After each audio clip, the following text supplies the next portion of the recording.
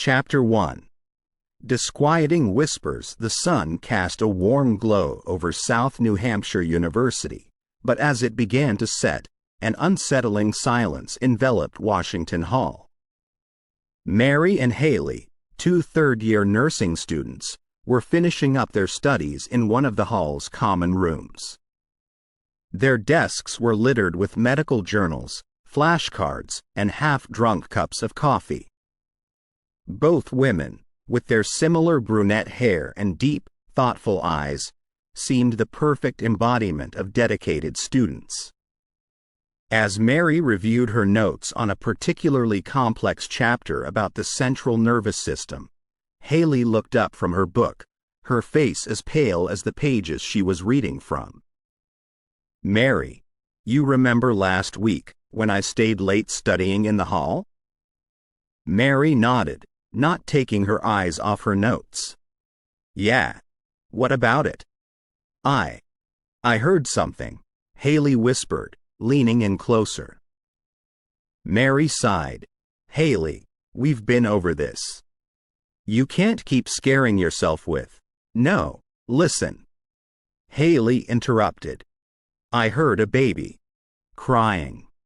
It was coming from one of the empty rooms on the east wing." Mary looked at her friend, eyebrows raised. "A baby? Here?" "Hailey, it's probably just stress. We're both sleep-deprived and about to face our finals. Hallucinations happen." Hailey seemed unconvinced. "It felt too real, Mary. Too close." Their conversation was interrupted by a sudden, chilling breeze that swept through the room, causing papers to scatter and the lights to flicker. They both glanced around. All the windows were tightly closed. Mary shivered, pulling her sweater close. "Okay, that was weird." As she tried to regain her focus, she felt a soft touch on her shoulder. Thinking it was Hailey, she turned to speak. But Hailey was seated a few feet away, equally stunned. "Did you just... ... quote. Mary started. "I didn't touch you," Hailey replied, her eyes wide. Before they could discuss it further, the distant murmur of chatter and laughter approached. It was the sound of fellow students, coming from a nearby party. Grateful for the distraction, both girls decided to join in, hoping to shake off the eerie atmosphere of the hall. As they entered the party, they noticed a group of students in a heated discussion. "It's like every time I'm there late, something weird happens," one girl exclaimed. "You mean in Washington Hall?" another student asked, curiosity evident in his eyes. The first girl nodded vigorously. Doors slamming, footsteps, whispers. "I thought I was just overthinking it, but last night, I saw a shadow. Not just any shadow, like a person's, but there was nobody there." A murmur of agreement swept through the crowd. Several others chimed in with their own experiences. "Guys, it's an old building," a skeptical voice called out from the back. "These things have explanations." But a senior student, known for his historical research about the campus, spoke up. "Actually, there's a legend tied to Washington Hall." All eyes turned to him. "They say that a nurse from the early 1900s, before the university was even established, lived in what's now Washington Hall. She took care of ailing children. One night, there was a tragedy. Nobody knows exactly what happened, but she and a child died under mysterious circumstances. Since then, people have reported hearing a child's cry and seeing the apparition of a woman in an old nurse's uniform." Hailey's grip tightened on Mary's arm. That's exactly what I heard," she whispered. Mary, although skeptical, couldn't ignore the fear in her friend's eyes. "We'll figure it out, Hailey," she whispered back, pulling her into a comforting embrace. Together. The evening continued, but the story of the old nurse and her tragic end dominated the discussions. As Mary and Hailey headed back to their room, they couldn't shake off the feeling that they were being watched. The once familiar Washington Hall now echoed with the whispered tales of its haunted past. Chapter 2. Old Hallway Secrets. The morning after the party, Mary and Hailey decided to venture deeper into the mysteries of Washington Hall. They began by heading to the campus library to check any old records or maps related to the hall. After rummaging through shelves and dusty boxes for hours, Hailey's fingers brushed upon a delicate, time-worn piece of paper. "It's an architectural plan of Washington Hall from 1898, she exclaimed. As they spread it out on a table, a small detail caught Mary's attention. "Look, Hailey, this plan shows a basement entrance. I never knew Washington Hall had a basement." Energized by this discovery, the two of them decided to explore the location marked on the map. They navigated their way through a labyrinth of corridors, eventually arriving at a small, concealed door almost completely hidden behind an old bookshelf. Hailey tried the handle. To their surprise, the door was unlocked, revealing a staircase spiraling downward. They cautiously descended, the air becoming colder and damper with each step. The basement was a stark contrast to the well-lit, warm halls of the university. As Mary fumbled for a light switch, Hailey, holding a flashlight, illuminated a large wooden chest. Inside, they found a series of old photographs. Hailey shuffled through them. The black and white pictures showcased past inhabitants, each frozen in time. They looked typical of the era: stern faces, postures rigid with formality, but one particular photo stood out. It showed a young woman in a nurse's uniform, holding hands with a small child. The resemblance to the ghostly figure described at the party was uncanny. As Mary examined the photograph, Hailey continued her search and found an old leather-bound journal amongst the photos. It belonged to her grandmother. "This is impossible," she whispered, flipping the pages. As she read, her face turned ashen. "Mary, listen to this. October 13th, 1910. Visited Washington Hall today, and the air was thick with sorrow. Rumors spread about an incident that happened in the East Wing. No one speaks of it, but I saw her, the nurse, and I heard the child's cries." Chills raced down Mary's spine. "Hailey, this can't be a coincidence." With the journal in hand and the photograph safely tucked away, they ventured further into the basement. They came upon another door, sealed off by an old rusted chain and padlock. Undeterred, Hailey used the edge of a metal pipe she found lying nearby to break the chain. The door creaked open, revealing a room that felt like it had been untouched for decades.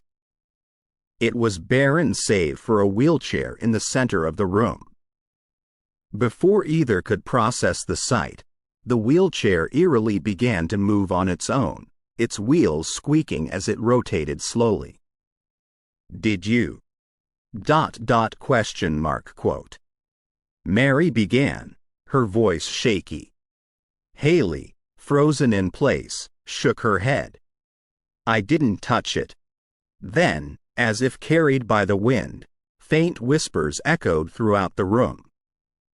It was impossible to make out any coherent words, but the sorrow and longing in those whispers were palpable. The atmosphere was dense with history and memories. Suddenly, the ghostly apparition of the young woman in the nurse's uniform appeared, fading in and out, her face marked with a melancholic expression. She reached out, her hands gesturing towards the wheelchair, and then, with a final sigh, she disappeared. Both women stood in shock, trying to comprehend what they had witnessed. "We need to get to the bottom of this," Mary finally said, determination clear in her eyes. Hailey nodded, clutching her grandmother's journal. "I agree. My family's history and this hall's secrets are intertwined. We have to uncover the truth." They exited the basement, locking the door behind them. The weight of the mysteries surrounding Washington Hall had just intensified, and both Mary and Hailey were resolute in their mission to unveil them. Chapter 3.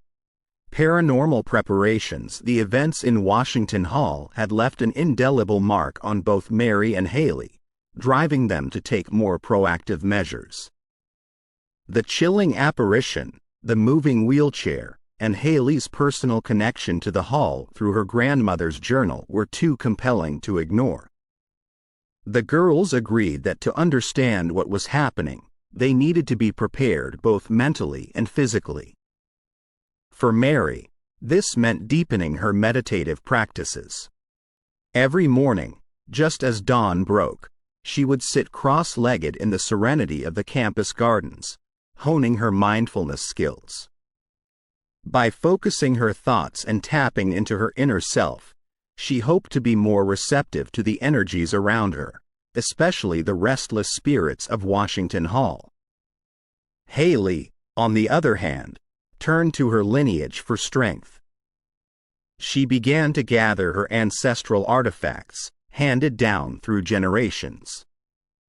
Amulets, talismans, and old handwritten spells were laid out on a table in her dorm room. Each artifact was steeped in history and carried with it a certain power. Among her collection was a silver pendant, said to protect its bearer from dark forces. She wore it around her neck, feeling its reassuring weight against her chest. Days turned into nights, and the two friends decided that the best way to confront the haunting was to immerse themselves in it completely. "Let's stay overnight in Washington Hall," Mary proposed. Hailey hesitated for a moment but then nodded in agreement. The plan was set. They knew that venturing into such a haunted environment without protection could be dangerous. The evening of their stay, they met in Washington Hall, their bags filled with tools and supplies. Together, they prepared protective barriers. Salt was sprinkled at every entrance and exit, a practice believed to keep malevolent spirits at bay. Symbols of protection, drawn from Hailey's ancestral knowledge, were etched onto paper and taped to walls and doors. They also set up a circle of candles in the main room, creating a safe space where they hoped to communicate with the spirits. Next came the technological preparations. Cameras were positioned in key locations: the room with the wheelchair, the basement entrance, and the main hall. Voice recorders were also set up, ready to capture any unseen whispers or anomalies. As the night drew darker, the duo felt a mixture of excitement, trepidation, and determination.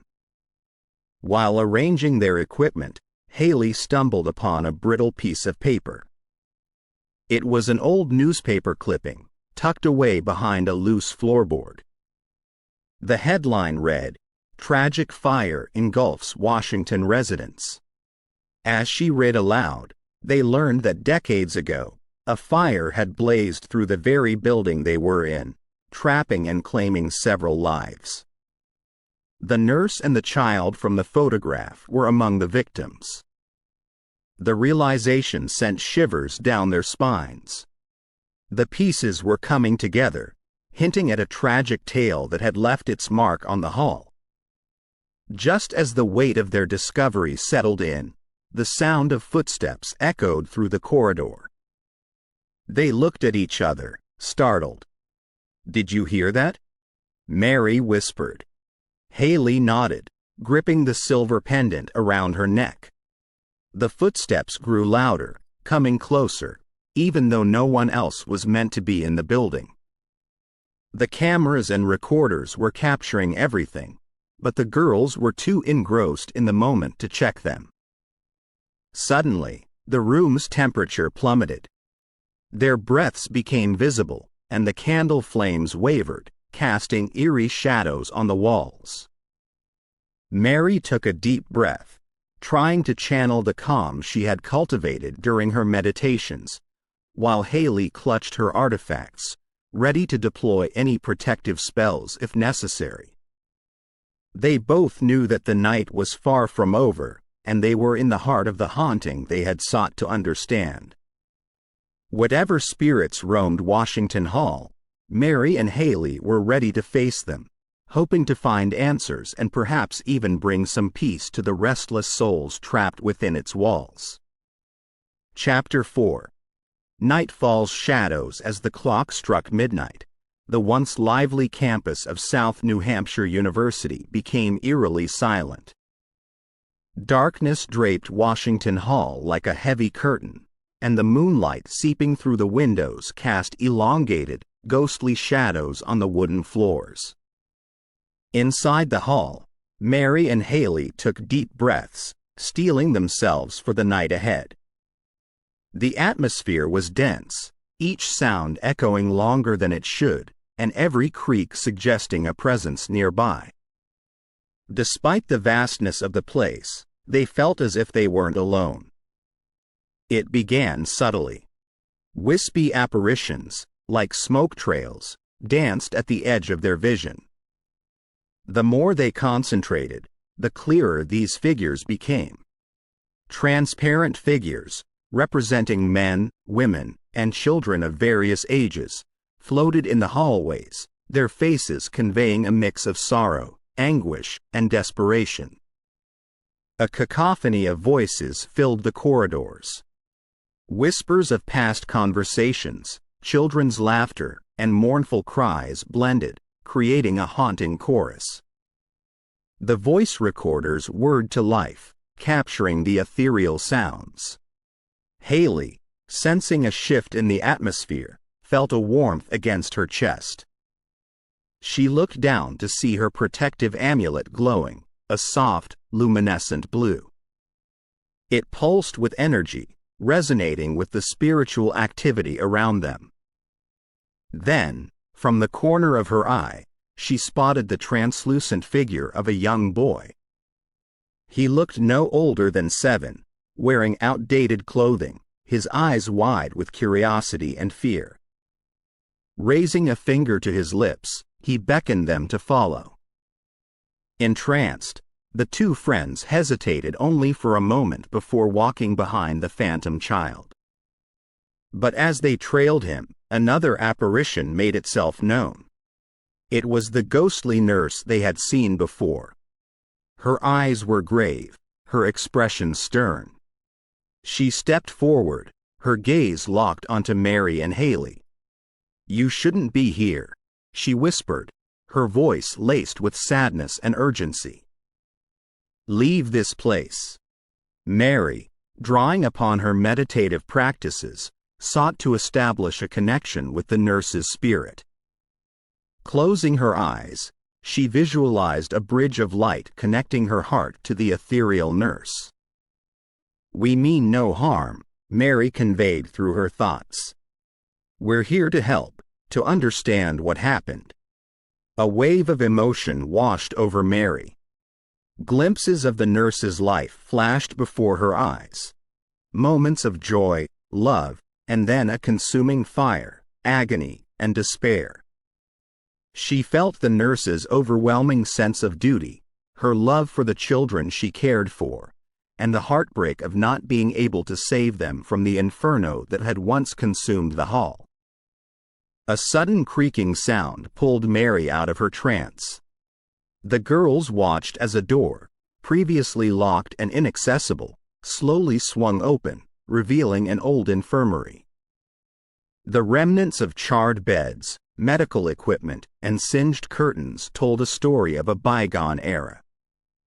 The smell of ash and burnt wood filled their nostrils. This room was ground zero for the tragic fire the newspaper clipping had mentioned. Mary, still connected to the nurse's spirit, felt an urge to enter. "This is where it happened," she whispered. "The fire. The children." Hailey gripped her glowing amulet tighter. "We need to find out more, Mary. We need to help them find peace." Together, they stepped into the infirmary, guided by the spirits of the past and driven by a desire to uncover the truth and heal old wounds. The mysteries of Washington Hall were unraveling, but the night was far from over. The shadows of nightfall promised more revelations, challenges, and encounters with the otherworldly. Chapter 5. Echoes from the past. In the dim light of the infirmary, remnants of the past clung to the room like cobwebs. Mary and Hailey, eyes wide with anticipation, stood still, their every sense alert. Suddenly, like an old film projector starting up, ethereal images began to play out before them. They witnessed the daily life of the infirmary, children laughing, nurses attending to their needs, and parents visiting. But as the scenes unfolded, a darker narrative emerged. The spirits, communicating through these spectral replays, showed Mary and Hailey a chilling series of events. There was a heated argument between a man, stern, wearing a suit, and seemingly of importance, and a few staff members. Papers were thrown, threats were made. And then, a devastating scene. A fire starting in one corner of the infirmary, spreading rapidly, consuming everything and everyone in its path. The ghostly nurse, her presence stronger now, stepped forward. "Evelyn," she whispered, introducing herself. Her eyes, pools of sadness, seemed to bore into Mary's soul. Evelyn recounted her story. She had been deeply in love with a man who worked at the university. But their relationship was a secret, for he was promised to another. The locket she wore, containing a photo of the two of them, was the only memento she had of their forbidden love. Evelyn's narrative took an even darker turn. She had discovered a plot by some university officials, including the very man she loved, to cover up safety violations in Washington Hall. The fire, it seemed, was no accident. It was a direct consequence of these oversights. But her tragedy didn't end there. In the chaos of the fire, as she tried desperately to save the children under her care, she became trapped, her final moments filled with anguish and despair. As Mary and Hailey took in Evelyn's tale, Hailey's gaze fell upon a burnt object half buried under some debris, an old locket. Picking it up and carefully prying it open, she gasped. Inside was a familiar photo, one she'd seen in her grandmother's old albums. The man beside Evelyn in the locket was unmistakably an ancestor from Hailey's own family. The implications hit Hailey like a ton of bricks. "My family was involved," she whispered, her voice choked with emotion. The man Evelyn loved, the one who played a part in the cover-up, was Hailey's great-grandfather. Another spirit stepped forward, his demeanor authoritative. Through fragmented memories and emotions, he revealed himself to be a former dean of the university. Filled with guilt, he admitted to the pressure of keeping the university's reputation untarnished, leading him to be complicit in the cover-up. The souls trapped in Washington Hall were bound not just by the tragedy itself, but by the layers of deception, betrayal, and unresolved pain that followed. The haunting, the poltergeist activities, were their collective cry for recognition, justice, and closure. Mary, her heart aching from the stories of loss, turned to Evelyn. "We're here to help," she said firmly. "We'll uncover the truth, no matter how painful. And we'll help you find peace." Evelyn's spirit, along with the others, seemed to brighten at Mary's words. "Justice," she murmured, echoing the sentiments of all the trapped souls. The weight of the task ahead was clear. Not only did Mary and Hailey have to confront the university's dark past, but they also had to navigate the tangled web of personal connections and betrayals. But one thing was certain: they wouldn't stop until the souls of Washington Hall were freed. Chapter 6.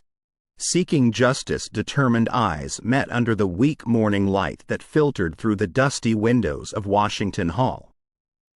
"We need to expose the truth, Hailey," Mary said, her voice unwavering. Hailey nodded, gripping the locket she had found earlier. "The university needs to acknowledge its past. And my family. They need to face it too." The hunt began in earnest. The duo delved into the university's archives, searching for old records, correspondences, and any evidence that could shed light on the tragedy. Hours turned into days as they combed through yellowed pages and listened to aged tapes. One day, as they painstakingly pieced together fragments of the past, an elderly woman named Mrs. Roberts, a retired librarian and an alumna of SNHU, approached them. "I overheard your discussions," she said. "My grandmother, Lillian, was a nurse here during that time. She often spoke of the tragedy, but never in detail. I have some of her old letters and journals. Perhaps they could help?" Grateful for any lead, Mary and Hailey visited Mrs. Roberts' quaint home. Over tea, she shared her grandmother's account of the fire. Lillian had been on leave that fateful day but had lost many friends. The guilt and grief had weighed on her for the rest of her life. As the days went by, the girls felt an increasing resistance. Papers would go missing, doors they had unlocked would suddenly jam shut, and chilling winds would blow through rooms even on the warmest days. The spirit of the former dean, still tethered by his guilt and shame, was clearly trying to obstruct their quest. However, Hailey's connection to her ancestors seemed to grow stronger. Her once latent magical abilities were now intensifying. She began to have visions, often of a dilapidated old graveyard near the campus. One vision was particularly vivid: a diary, its leather cover worn, buried near a tombstone marked Evelyn. Guided by this vision, they ventured to the graveyard. After hours of searching, their efforts bore fruit. Beneath the mossy soil, they unearthed Evelyn's diary. The pages, though fragile, were filled with her neat script detailing the days leading up to the tragedy. The entries painted a haunting picture of a young woman torn between love and duty. Evelyn had suspected the safety violations and had documented them, intending to alert the authorities. Her lover's pleas to reconsider, for the sake of their future and the university's reputation, filled the pages. As they delved deeper into the diary, a protective spirit emerged. It was a figure from the early 1800s, clad in a professor's attire. "I am Professor James Hawthorne," he introduced himself. "I was a guardian of knowledge and truth in life, and in death, I seek to protect those who pursue it." Offering his guidance, Professor Hawthorne revealed more about the university's shadowy past and the characters entwined in the tragedy. He urged them to confront the spirits hindering their progress, especially the former dean, and help them find peace. Empowered by Evelyn's diary and Professor Hawthorne's wisdom, Mary and Hailey felt more determined than ever. Their mission was clear. They had to unveil the truth to the world, ensure justice for the lost souls, and restore honor to both the university and Hailey's family legacy. Chapter 7. Dark forces gather. The old grandfather clock at the far end of Washington Hall tolled midnight, sending tremors of anticipation through the air. The hall, usually bustling with students, was eerily silent, save for the distant howling of the wind. Mary sat cross-legged in the center of a dimly lit room, her palms facing upward, her eyes shut. She delved deep into her meditative practices, letting her mind wander to the spirit realm. Each breath drew her closer, and she could sense the spirits more distinctly than ever before. Meanwhile, Hailey scoured her grandmother's journal, piecing together a ritual to counteract the dark forces they felt accumulating around them. The whispers of forgotten spells and ancestral practices echoed in her mind. As Mary's meditation grew profound, she encountered a council of spirits, wizened by their time in the afterlife. "Beware, child," a spirit elder warned. "A darkness is gathering, one that seeks to engulf the entirety of Washington Hall." The cautionary words sent a shiver down Mary's spine. She swiftly broke her meditation, recounting the ominous warning to Hailey. Just as she finished, an overwhelming force began to emanate from the heart of the hall, a vortex of spectral energy, pulsating and growing in strength, threatening to consume everything.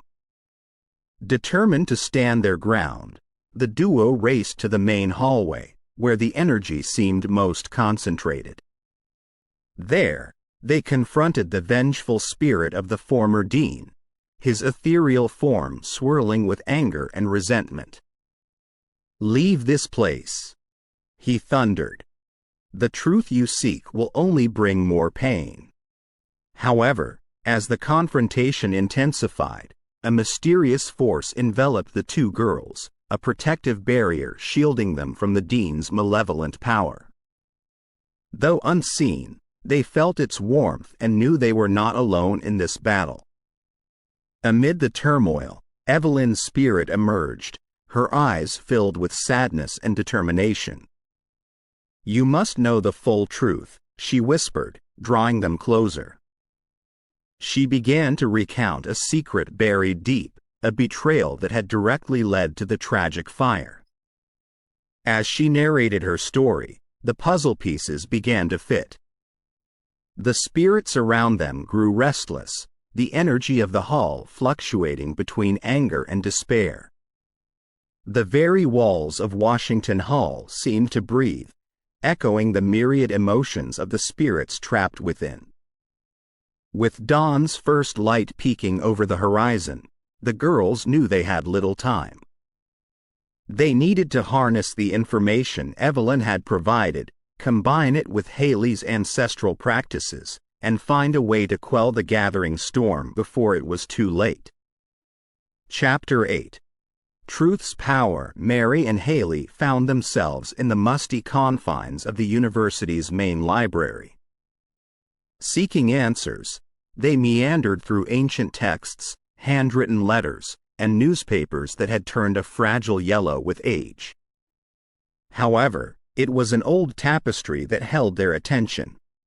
The tapestry depicted Washington Hall in its prime, with figures representing students from bygone eras. As the soft sunlight filtered through a window, it revealed hidden luminescent threads within the fabric. When Mary traced her fingers over these threads, they formed words: "When truth's light shines, dark retreats." Hailey, connecting the dots from her grandmother's journal, recognized the phrase as part of an old ritual.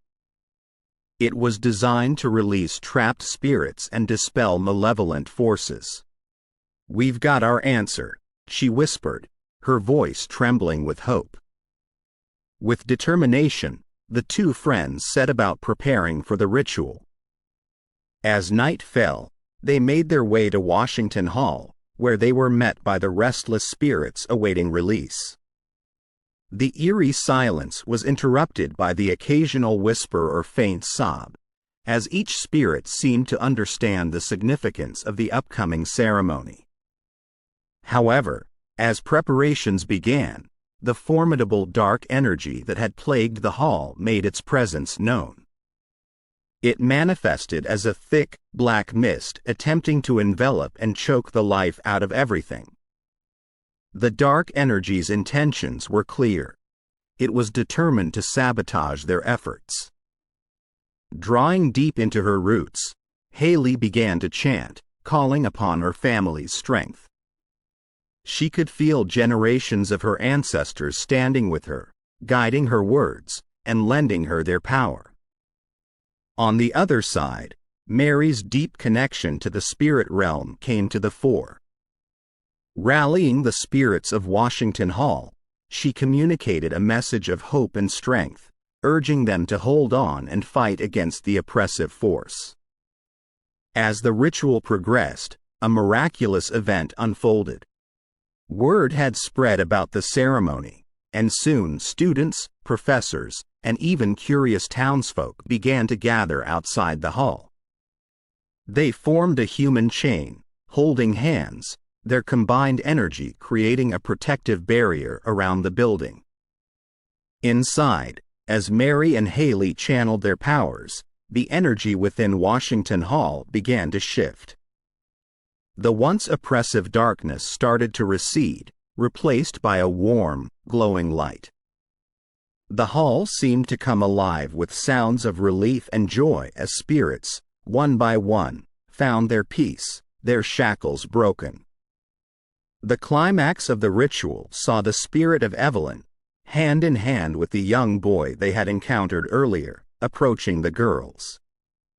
"Thank you," Evelyn whispered, her voice filled with gratitude, as she faded away, finally at peace. With the first rays of dawn, the university's community bore witness to a transformed Washington Hall.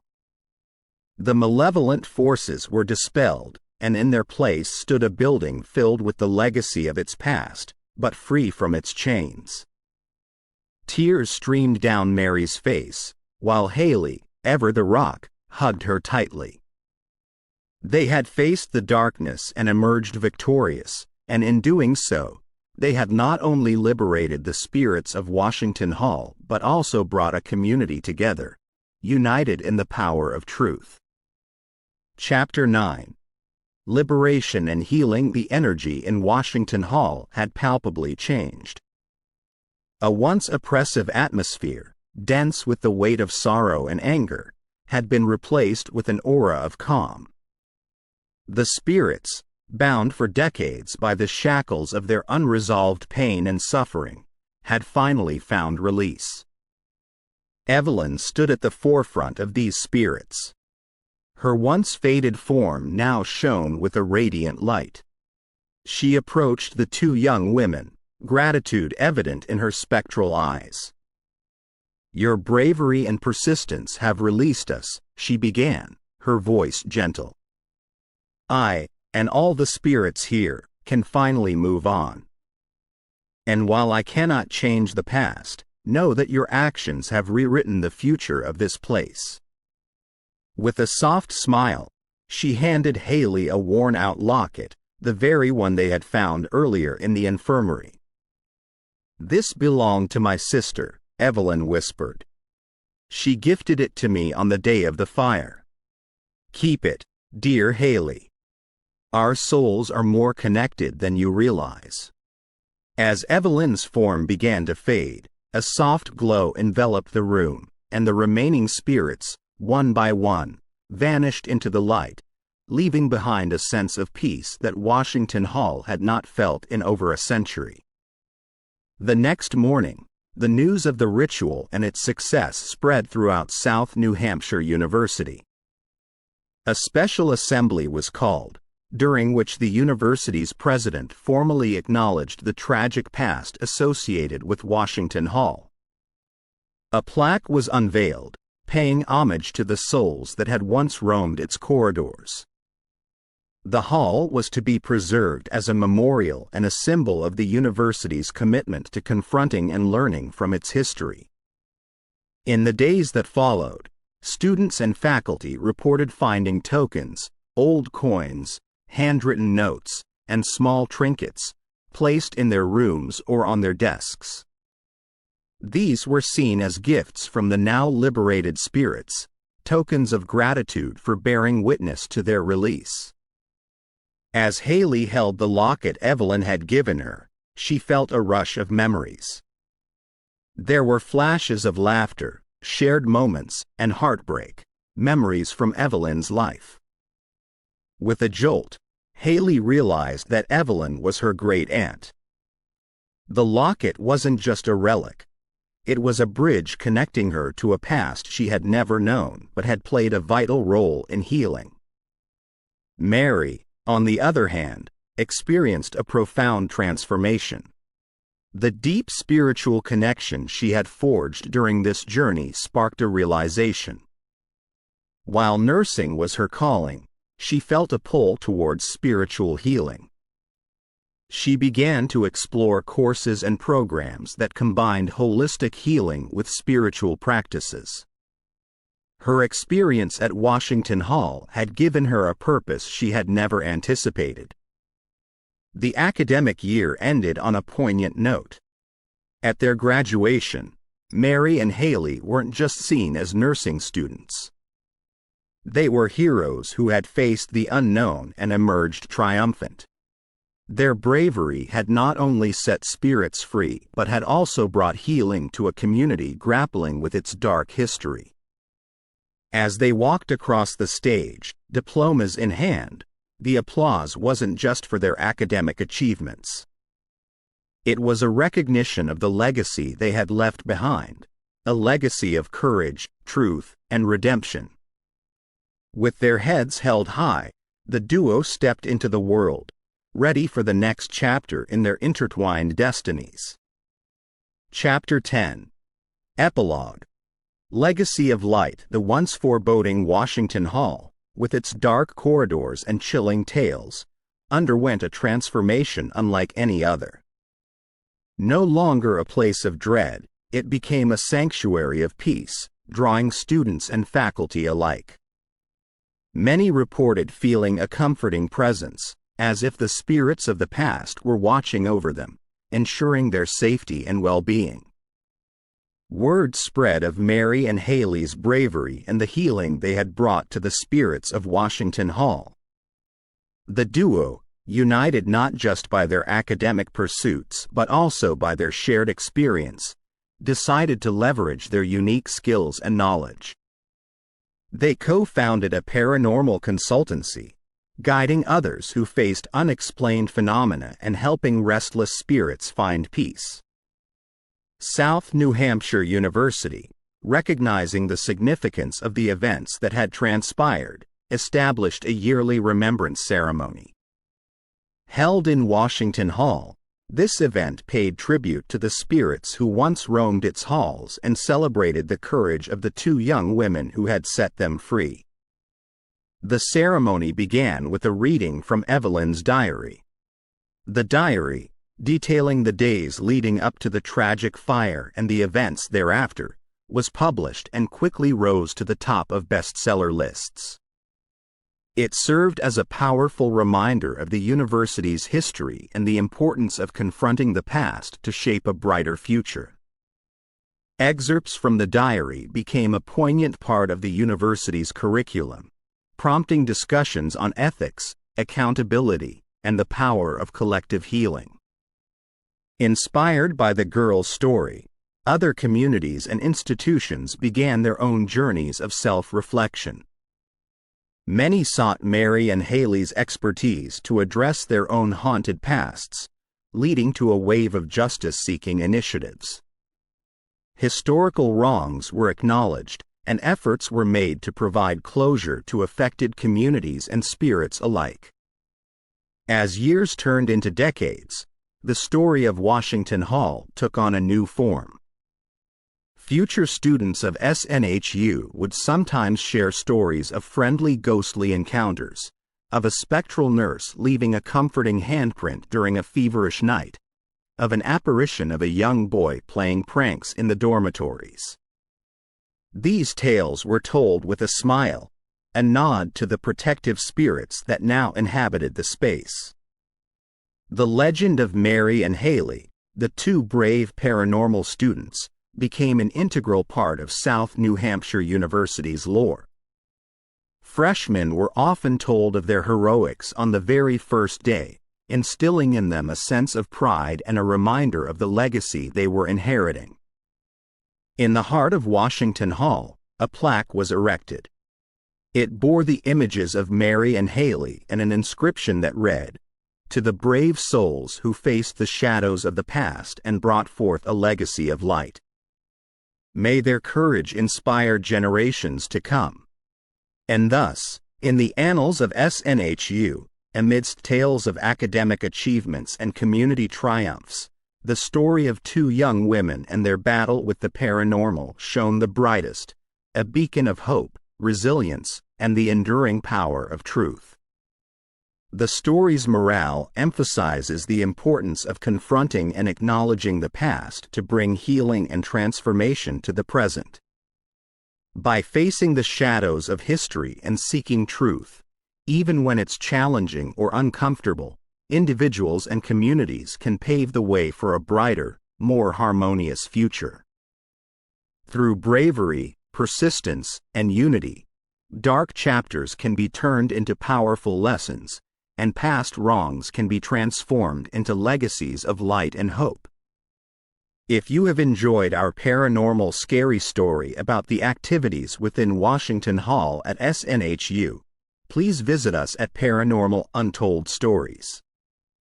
Come to listen to more of our scary stories collection. Paranormal Untold Stories encourages you to contact us if you have your own untold story that you would like our professionals team to put online as a scary story. Thank you. Please follow our YouTube channel, Paranormal Untold Stories, and encourage others to do the same. Paranormal Untold Stories.